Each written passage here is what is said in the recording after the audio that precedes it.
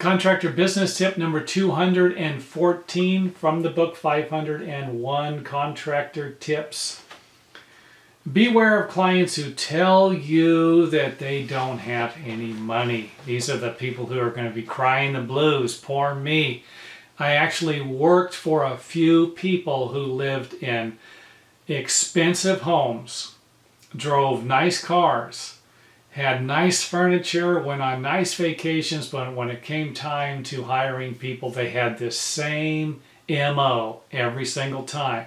I know you think I have a lot of money. You look at my house. I don't have a job. I don't work. I knew one person who actually said they didn't have a job. They lived in a nice house. They'd been living in that house for over 30 years.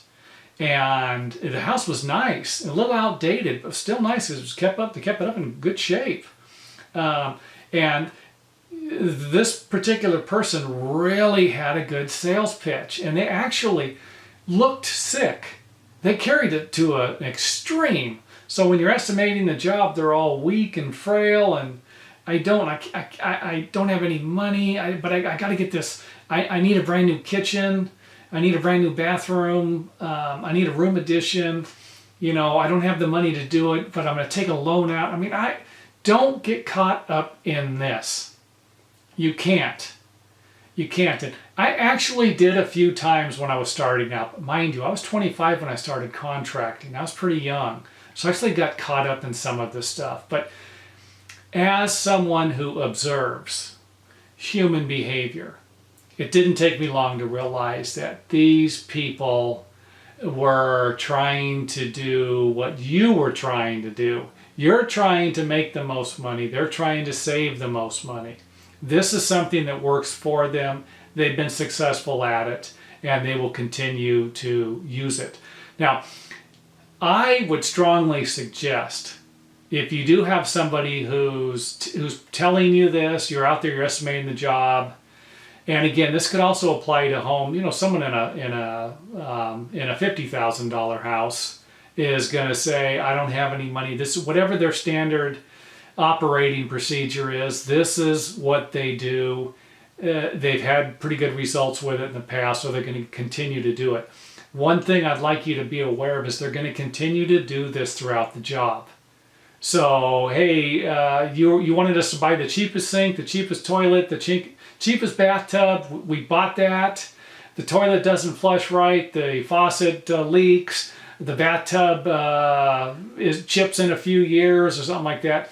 This is their problem. Make sure you have everything written down in the estimate, and make sure that you make them aware that you won't be replacing anything without being paid for it in the future. And again, this is probably standard stuff you should have in your contract anyway. But these are going to be the people, and pay attention here. These are going to be the people that you need to add more profit into your job, because you're going to have more problems with these people than you will with somebody else. They're going to be constantly nitpicking. I don't have any money. I'm not expecting much. I just want the basics. You signed the contract, and I'm not paying for that piece of crap. I've been through this. That's why I'm making these videos. That's why I wrote the book. That's why I put this chapter out on estimating. That's why this tip is in here. I don't want you to go through this. If you're currently dealing with stuff like this, it's going to pop out. Now, since I brought it to your attention, it's going to pop out, stick out like a sore thumb. You're going to go to someone's house, probably within the next year, and you're going to see this type of person that I'm describing in this video, and it's going to hit you like a ton of bricks and say, okay, I can see the problems here, the writing on the wall. And if you've already dealt with these people in the past, now you probably have a clear idea of what you should have done. Now, here's what I did. Whenever somebody went into this poor me thing, I just went along with them.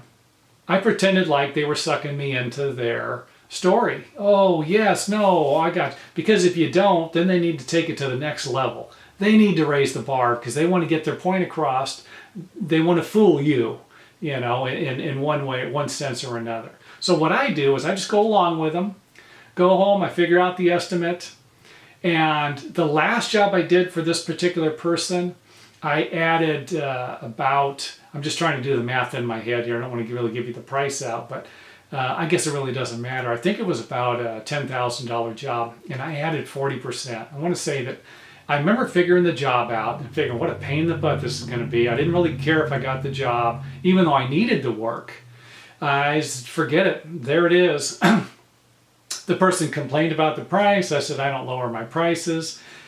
I ate up all the profit. That money that I expected, I lost. It was gone. It was gone in nitpicking. Can I show you what this is? Can we change this? Can we do this and that? It was a nightmare. One job I did, and this is, I'm not exaggerating on this either. One job I did, I told the general contractor that I was going to figure 150 hours. The total hours in this job was 750 hours total to build this job. 750 hours. I threw in an extra 150 hours in because I figured the person, I'd worked with them before, they were going to need to spend some time with me. They were going to need to spend some time with me going through problems. Hey, can we change this? And I wasn't even halfway through that job and I ate that time up. So sometimes you're not even going to be close. But for those times that you figure it in and you figure a little high, sometimes that's going to provide you with a cushion at least. If you didn't have that money in there to begin with, then you're going to be out even more money. So I hope that makes sense. Don't fall for these people's traps. And this could be one of the best videos, one of the best tips in the book.